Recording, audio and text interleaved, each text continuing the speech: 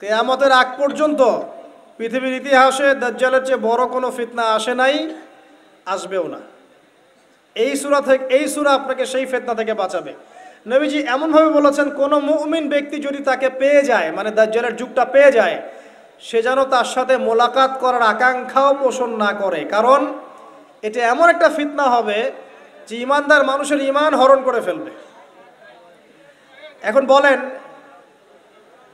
ইতিহাসের সবচেয়ে বড় এই ফিতনা সম্পর্কে আমরা কতজন ইউনিভার্সিটিতে পড়েছি, কতজন স্কুলে পড়েছেন আর কলেজে পড়েছেন আর মাদ্রাসায় পড়েছেন? বলেন, এটা একটা অ্যামেজিং ব্যাপার না যে ইতিহাসের সবচেয়ে বড় ফিতনা কিনে আমাদের কোনো মাথা ব্যথা নাই আসলে। দাজ্জাল কে? সে কি মানুষ নাকি কোনো সভ্যতা? সে কোথায় থাকবে, কোত্থেকে বের হবে, এখন সে কোথায় আছে, সে কি আগেও ছিল? প্রশ্নগুলো কি ঘুরপাক খায় না মাথায়? আচ্ছা, সহজ করে একটা উত্তর বলি, আজকে ডিটেলস বলার সময় নাই। দাজ্জাল কে? একজন মানুষ, এটা কোনো সভ্যতা নয়। ওই যে ফ্রেঞ্চ কাট দাড়িওয়ালা কিছু মানুষ বেরিয়েছে এখন, দিন ইসলামের দাওয়াত দিয়ে বেড়াচ্ছে এবং বলছে যে দাড়ি টুপির মধ্যেই আপনার ইসলামকে মানে একত্রিত করে ফেলেছেন, এর প্রতিবাদ স্বরূপ সে আর দাড়ি রাখে না। অনলাইনে দেখছেন না? আচ্ছা, যাক, নাম টাম বলছি না।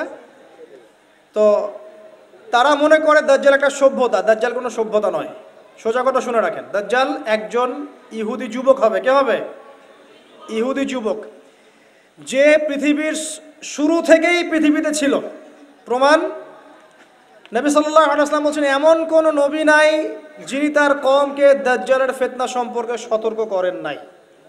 এমনকি নূহ আলাইহিস সালাম তার কওমকে দাজ্জাল সম্পর্কে সতর্ক করেছিলেন।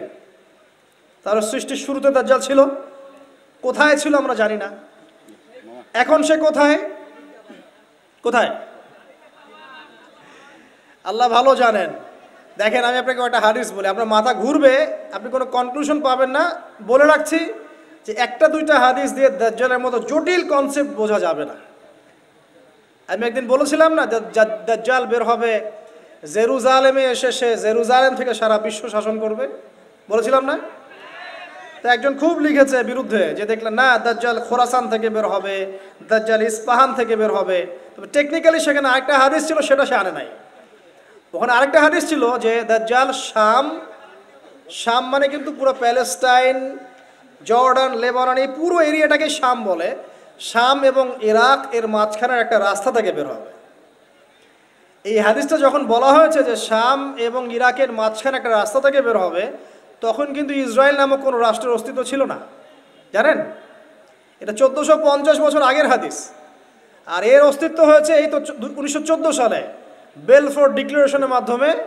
জেনারেল এলএনবি তো মনে হয়, নামটা ভুলে গেলাম, তার হাত ধরে অটোম্যানদেরকে সরিয়ে দিয়ে ও ওখানে ঢুকেছে 1914 থেকে 1917-এর মধ্যে। তো ওই সময় কিন্তু এই রাষ্ট্রের অস্তিত্ব ছিল না, কিন্তু নবীজি বলেছেন শাম আর ইরাকের মাঝখান থেকে বের হবে। এখন ওই জায়গাটা ওরা দখল করে ফেলেছে। এমনকি তামিম দারির যে হাদিসটা আছে, যেখানে দাজ্জাল শেকল দিয়ে বাঁধা আছে না, একটা জায়গায় বলা আছে, ওখানেও তামিম দারিকে প্রশ্ন করছেন ওই মানুষরূপী দাজ্জাল যে বাইসানের খেজুর গাছে কি খেজুর ধরে, তারপরে তাবারিয়া হ্রদে কি পানি আছে। মানে মানুষরূপী দাজ্জাল কয়টা প্রশ্ন করছে, বাইসানে খেজুর গাছে খেজুর ধরে, তাবারিয়া হ্রদে কি পানি আছে। তো তখন এই জায়গাগুলো কিন্তু তখন শামের অন্তর্ভুক্ত ছিল। বাইসান, তাবারিয়া হ্রদ এখন সবগুলো ইসরায়েলের অন্তর্ভুক্ত, আপনি চেক করে দেখেন। হাদিস বলা হয়েছে 1450 বছর আগে, আর এখন কিন্তু এই লাস্ট 100 বছরের জায়গাগুলো ওরা দখল করে ফেলেছে। তো আস্তে আস্তে কি ওইদিকে যাচ্ছে না পরিস্থিতি? যাচ্ছে। এখন বিষয়টা হচ্ছে, সে একজন মানুষ, সে কোনো সভ্যতা নয়।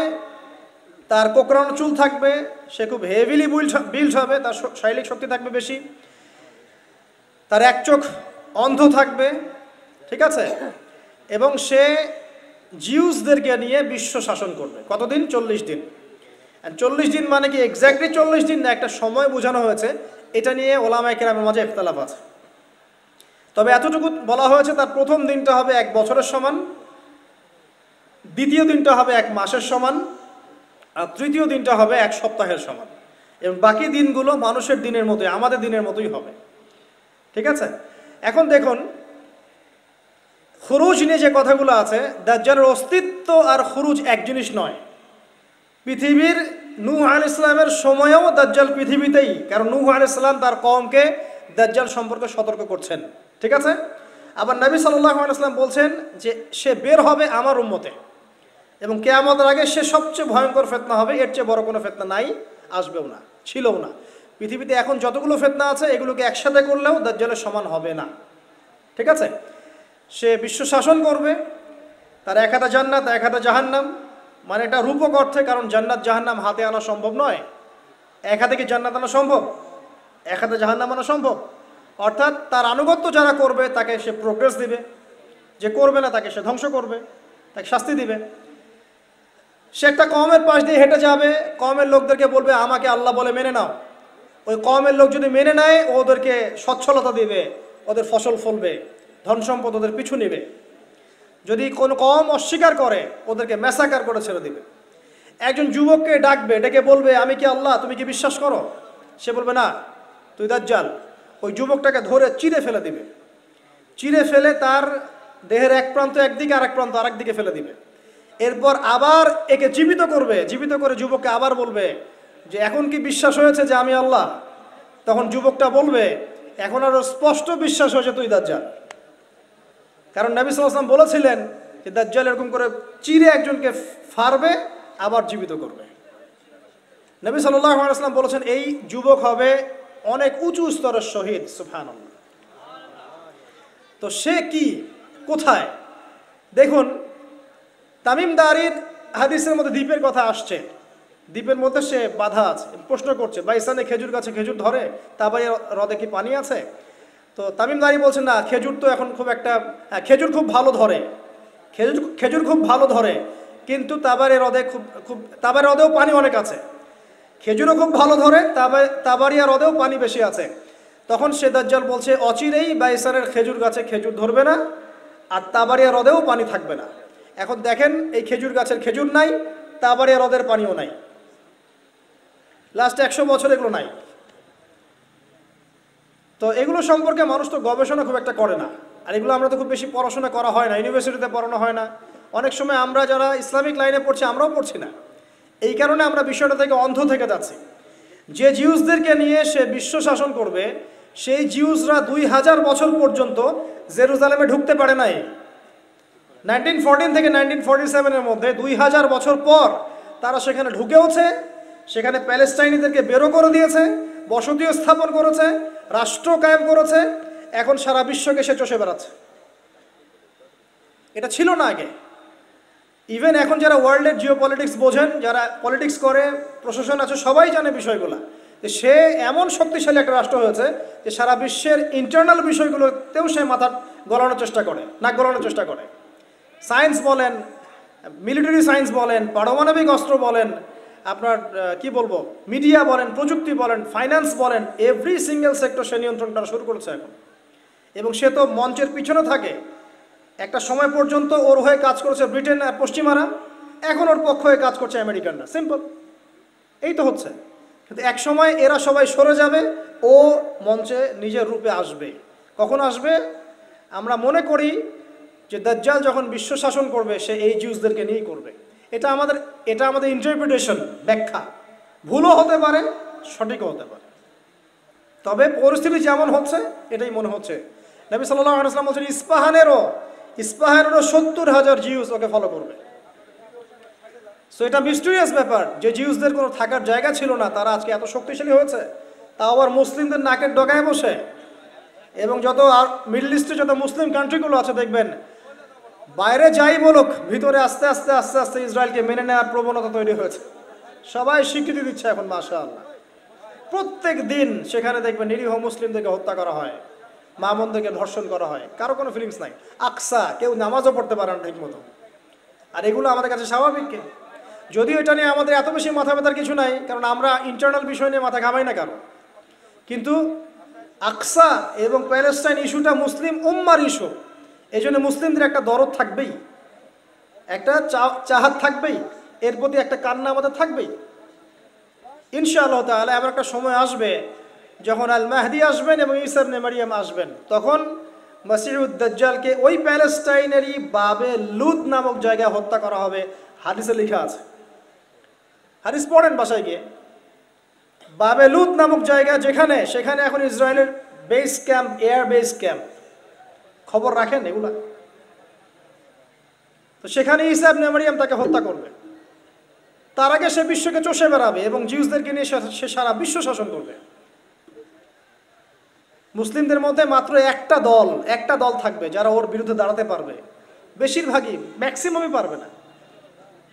একটা মাত্র দল। তাদের কথা নবী সাল্লাল্লাহু আলাইহি ওয়াসাল্লাম বলেছেন, নিঃসন্দেহে তারা আল্লাহর নবী এবং সাহাবীদের অনুসারী হবে। তাদের নাম কি হবে নবীজি বলে যান নাই, মা আনা আলাইহি ওয়া আসহাবি। কিন্তু নবী সাল্লাল্লাহু আলাইহি ওয়াসাল্লাম বলেছেন যে তারা এত শক্তিশালী হবে ইনশাআল্লাহ তাআলা, শেষ পর্যন্ত মুসলিমদের হাতেই ওদের পরাজয় লেখা আছে। কিভাবে লেখা আছে জানেন? এটাও হাদিসে এসেছে যে একজন জিউস সৈন্য যদি পাথরের পিছনে গিয়ে লুকায়, পাথর কথা বলা শুরু করবে। পাথর বলবে, ইয়া মুসলিম, হে মুসলিম, ইন্না ওয়ারা আল ইয়াহুদ তাআল ফাকতুলহু, হে মুমিন মুসলিম, আমার পিছনে একজন জিউস এসে লুকিয়েছে, আসো তাকে হত্যা করে যাও। পাথর কথা বলবে। আপনি কি মনে করেছেন পৃথিবী এখন যেমন দেখছেন এমন থাকবে না সব সময়? আস্তে আস্তে সিচুয়েশন চেঞ্জ হবে এবং হতে হতে এমন একটা পর্যায়ে যাবে, সভ্যতা শুরু হয়েছিল ওই আদম আলাইহিস সালামকে দিয়ে এবং সভ্যতা শেষ হবে ঈসা ইবনে মারইয়ামের হাতে। সভ্যতা শুরু হয়েছে একজন নবী দ্বারা, শেষও হবে একজন নবী দ্বারা। আমরা এখনকার সমাজ বিজ্ঞান বইগুলোতে পড়ি না, সভ্যতা শুরু হয়েছে গ্রিকদের দ্বারা, রোমকদের দ্বারা, পড়েন নাই? এই কথাগুলো পরিপূর্ণ সত্য নয়। সভ্যতার একটা অংশে তারা এসেছে ঠিকই, শুরু ওদের দ্বারা হয়নি। ওরা পৃথিবীকে সিভিলাইজড করে নাই, বরং প্রত্যেকটা সভ্যতার ধারক বাহক ছিল নবীগণ। আর নবীগণ গাছের ছাল পাতা খেয়ে থাকতো না। আমরা যেমন বই খাতায় পড়ি এখন, মানুষ আগে গাছের ছাল পাতা খেয়ে থাকতো, বন্যপ্রাণী শিকার করতো, তাই না? গাছের ছাল পড়তো, একটা স্ট্যাচু আঁকে, দেখেন নাই? মাঝে মাঝে কিছু নিউজ দেয় যে এরকম স্ট্যাচু পাওয়া গেছে। এগুলো বোগাস কথাবার্তা। সূরা আরাফ পড়ে দেখেন, আল্লাহ পাক বলেছেন যে আমি আসমান থেকে আদম এবং হাওয়া, মানুষের জন্য, আদম সন্তানদের জন্য লেবাস পাঠিয়েছি, ওহীর জ্ঞান পাঠিয়েছেন, পৃথিবীতে কিভাবে চলতে হবে আল্লাহ পাক শিখিয়ে দিয়েছেন। কোনোদিনও আদম আলাইহিস সালাম গাছের ছাল পাতা খেয়ে এভাবে থাকেন নাই, গাছের ছাল পরে থাকেন নাই। তার সম্ভ্রান্ত পোশাক ছিল। সভ্যতা শুরু হয়েছে নবী দ্বারা, শেষও হবে একজন নবী দ্বারা। আপনাকে দাজ্জালের কথা বলতে গিয়ে এদিকে আসলাম, শেষ করছি এই জায়গাটা থেকে। দেখুন, সে পৃথিবীতে আছে, বের হবে আখিরুজ জামানে এবং সবচেয়ে বড় ফিতনা। বাট নবী সাল্লাল্লাহু আলাইহি ওয়াসাল্লাম বলেছেন সে মক্কা মদিনায় ঢুকতে পারবে না। ঠিক আছে হাদিস?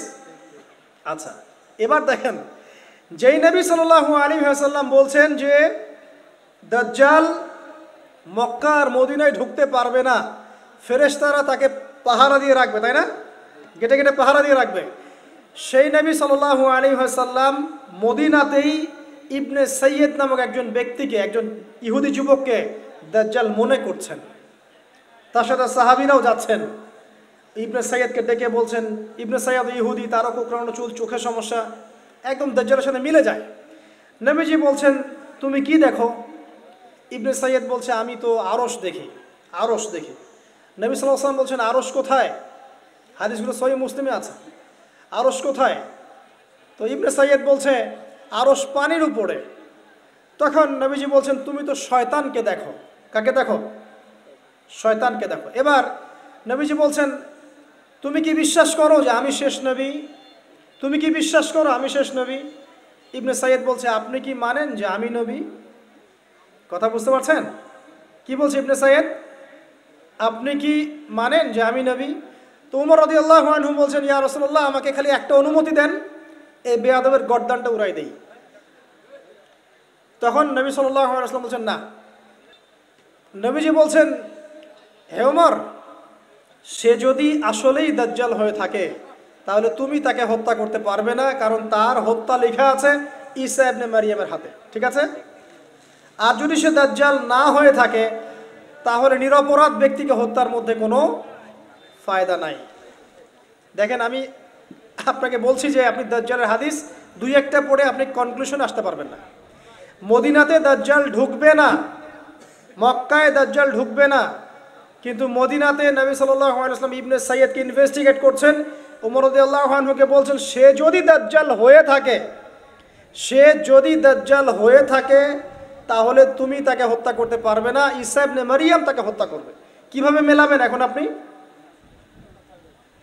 আর আপনি বলছেন খোরাসান থেকে বের হবে, ইস্পাহান থেকে বের হবে, তাহলে মদিনায় নবীজি দাজ্জালকে খুঁজছেন কি জন্য? হাদিস মিলাবেন কিভাবে? এটা অনেক জটিল একটা সাবজেক্ট। এত সহজে দুই একটা হাদিস পড়ে দাজ্জাল সম্পর্কে কারো সমালোচনা করা যায় না, কনসেপ্টটা নিয়ে এত বেশি আলোচনা করা যায় না। শুধু এতটুকু জেনে রাখেন, সে এ বিশ্বের সবচেয়ে বড় ফিতনা হবে এবং সে আখিরুজ্জামানে বের হবে এবং সে জিউসদেরকে নিয়ে বিশ্ব শাসন করবে। এখন আপনি জিউসদের দিকে চোখ রাখেন, ওরা কি করছে বিশ্বে। ওরা দাজ্জাল আসার পটভূমি তৈরি করছে। এটা বোঝার জন্য আপনার ইন্টেলেকচুয়াল জ্ঞানের দরকার, আপনার ইন্টারনাল নলেজের দরকার, অবজারভেশনের দরকার। শুধুমাত্র বইপত্র পড়ে হয় না, আল্লাহর মারেফতের দরকার আছে, আল্লাহ নূরের দরকার আছে। আসুন, এখান থেকে বাঁচার জন্য আপনাকে একটা সলিউশন দিচ্ছি। আপনি সূরা কাহফের প্রথম 10টা আয়াত পড়বেন, শেষের 10টা আয়াত পড়বেন। ইনশাআল্লাহু তাআলা আপনার জীবদ্দশায় যদি দাজ্জাল কখনো বের হয়, ইনশাআল্লাহ আপনি মাসিহুদ দাজ্জালের ফিতনা থেকে বেঁচে থাকবেন ইনশাআল্লাহ। খুশি হন নাই? ওকে কি ফেস করতে চাচ্ছেন? ফেস করতে পারবেন না, ফেস করার দরকার নাই। আপনি কল্পনাও করেন না যে আপনি তাকে ফেস করছেন। ওই যুগটা প্রচণ্ড রকম ফিতনার হবে, আপনি পারবেন না। এটা মুমিনদের পক্ষে কঠিন হয়ে যাবে। সো সবচেয়ে ভালো হচ্ছে আপনি সূরা কাহফ তেলাওয়াত করেন। সূরা কাহফ তেলাওয়াত করেন, ইনশাআল্লাহ তাআলা আল্লাহ রাব্বুল আলামিন আপনাকে মাসিহুদ দাজ্জালের ফিতনা থেকে বাঁচাবে ইনশাআল্লাহ।